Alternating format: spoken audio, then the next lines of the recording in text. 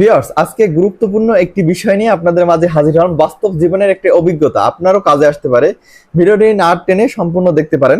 Actually induction চুলা এবং infrared চুলার মধ্যে পার্থক্য এবং কোনটায় সুবিধা কোনটায় অসুবিধা সম্পূর্ণ থাকছে আমার এই ভিডিওতে। কথা না বাড়িয়ে আমি বিস্তারিত প্রসঙ্গে চলে যাচ্ছি।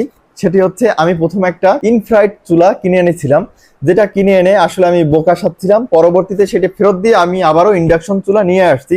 তো এই চুলা সম্পর্কে বিস্তারিত বলতেছি, সঙ্গেই থাকুন। আপনারা দেখতে পাচ্ছেন এটি একটি ইন্ডাকশন চুলা।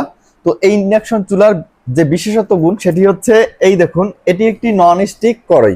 নন স্টিক কড়াই ছাড়া কিন্তু ইন্ডাকশন চুলায় সাপোর্ট করে না, এটি একটি প্রবলেম। এছাড়া অন্য কোনো প্রবলেম আমি দেখিনি এবং বিস্তারিত বলতেছি। এটি যখন আপনারা এই ইন্ডাকশন চুলার উপরে রাখবেন, তখন কিন্তু কড়াইটি এইটি শুধুমাত্র গরম হবে, আপনার এটা কিন্তু গরম হবে না। এবং ইনফ্রারেড যে চুলাটি থাকবে, এটার নিচে পুরোনো দিনের যে হিটার কয়েল ছিল, আমরা আগে যে হিটার ইউজ করতাম, অনেক আগে মানুষ যে হিটার ইউজ করতো, সেই হিটার কয়েলটা সরাসরি থাকে, যার কারণে এর উপরে যে গ্লাসটা থাকে বা প্লেটটা থাকে, এটি অনেক হিট হয় বা গরম হয়। সেখানে আপনি মনে করেন ভুল ক্রমে এভাবে হাত দিলেন, হাত দেওয়ার সাথে সাথে তো আপনার হাত পুড়ে যেতে পারে।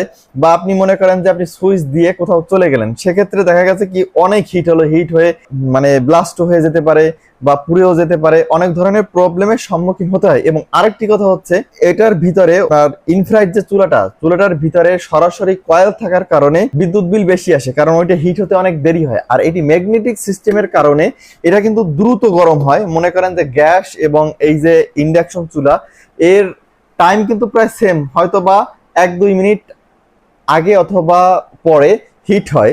কিন্তু আপনার যে ইনফ্রারেড চুলাটা হিট হতে অনেক সময় লাগে, কারণ হচ্ছে ওই গ্লাসটা আগে হিট হয়, হিট হওয়ার পরবর্তীতে হচ্ছে আস্তে আস্তে যে পাত্রটি রাখবেন। আর আপনার ইনফ্রারেড চুলার একটা সুবিধা হচ্ছে যে সব পাত্র দেওয়া যায়, কারণ ওটা তো ডিরেক্টলি হিটারে এবং বিদ্যুৎ বিলও বেশি, গরম হতেও সময় লাগে। কিন্তু এই ইন্ডাকশন চুলায় কিন্তু দ্রুত আপনার এই গরমটা হয়, যার কারণে বিদ্যুৎ সাশ্রয়ী এবং আপনার উপকার। যে হিট হওয়ার কারণে যে কোনো কেউ যদি হাত পরে, বাচ্চা কাচ্চা এসে হাত দিল বা আপনি ভুল ক্রমে হাত দিলেন, তখন দেখা গেছে আপনার হাতটি পুড়ে যেতে পারে। এবং আরেকটি বিষয় হচ্ছে, এই চুলায় এই কড়াইটি না দেওয়া পর্যন্ত কিন্তু হিট হবে না। কিন্তু ইনফ্রারেড চুলায় কিন্তু আপনার কড়াই দিলেন বা না দিলেন, যা দেন না কেন, ওটা কিন্তু গরম হতেই থাকে। এটা হচ্ছে বড় সমস্যা। আরেকটি জিনিস দেখুন, এই যে চুলায় কিন্তু এখানে আপনারা হটপট ফ্রাই যা করেন না কেন অপশনগুলো দেওয়া আছে। এবং এইখানে কিন্তু অন করার পরে, চুলাটি দেওয়ার পরে অন করার পরে হচ্ছে আপনি ফাংশন লেখা আছে, এই ফাংশনের উপর ক্লিক করলে তখন কিন্তু চুলাটি চালু হয়। অন্যথায় যদি আপনার এই কড়াইটি না থাকে, তখন কিন্তু চালু হয় না।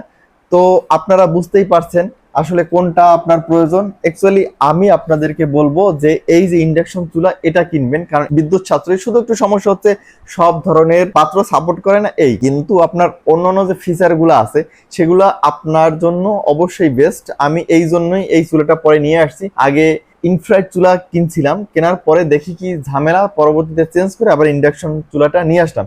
এবং এই চুলার আরেকটি বিষয় হচ্ছে যে, যখন আপনার রান্না শেষ হয়ে যাবে, আপনার চুলাটি অফ করে দিবেন। অফ করার পরে যখন এখানে কিন্তু দুটো ফ্যান আছে, এই ফ্যান দুটো ঘুরবে, ঘোরার সময় কিন্তু প্লাগ খুলে ফেলবেন না, কারণ এই চুলাটা ঠান্ডা না হওয়া পর্যন্ত ভিতরে যে কয়েলটা আছে, এটার ভিতরে কিন্তু একটা ম্যাগনেটিক কয়েল আছে। এই কয়েলটা যতক্ষণে ঠান্ডা না হবে, ততক্ষণ এই প্লাগটি খুলবেন না। যদি খুলে ফেলেন, তাহলে কিন্তু এই চুলাটি লংজিভিটি কম হবে। কিন্তু যখন আপনার ওই ফ্যানটি বন্ধ হয়ে যাবে, তখন যদি এই প্লাগটি খুলেন, তাহলে অবশ্যই আপনার চুলাটি লংজিভিটি ভালো থাকবে। এই ধরনের আরো নিত্য নতুন টিপস পেতে আমার পেজটি লাইক, ফলো দিয়ে পাশে থাকবেন। ধন্যবাদ।